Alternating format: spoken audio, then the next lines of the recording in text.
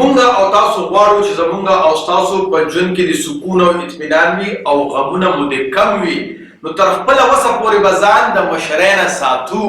او که چېرې فرض کا ستاسو په ډله یا په ټیم کې تاسو نه زیات مخلص، هوښیار او تکړه کس وي، نو هغه به مشر کوو او په خپله به ورسره په اخلاص سره د خدمت ته ملا تړو. نو تاسو به ښه خدمت هم وکړی شئ او د ډېرو غمونو او فکرونو نه به هم بچ شئ. خو که فرض که نه وي نو بیا خو مجبوري ده، نو بیا به څه کوو، په خپل ځان کې به صفات پیدا کوو د مشرۍ او د مشرولۍ. نو د هغې د وجې نه به تاسو ښه رهبري او مشري کولی شئ. زما دا ارمان دی چې په پښتون قام کې د شعور، پوهه او بیداري راشي. د دې وجې نه زه مختلف کتابونه لولم، خو هغه په انګلیش، اردو یا په پښتو کې وي، په ساده مورنۍ ژبه کې د ویډیو په شکل کې زه تاسو ته در رسوم.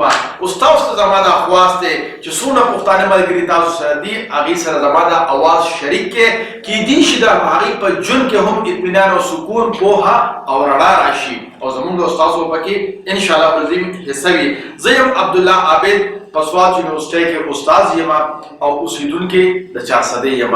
تاسو چې کوم ملګري نوي یې، خپل نوم د کوم ځای سره تعلق ساتئ او څه کار روزګار کوئ، په کمنټس کې موږ ته ضرور شریک کړئ. یو جهان مننه، خوشحاله ودان آباد اوسئ. اوس که چېرې تاسو غواړئ چې ستاسو په ژوند کې د غمونه او فکرونه کم وي او په ژوند کې مو اطمینان او راحت سیوا وي، نو تر خپله وسه پورې به ځان د مشرۍ نه ساتئ.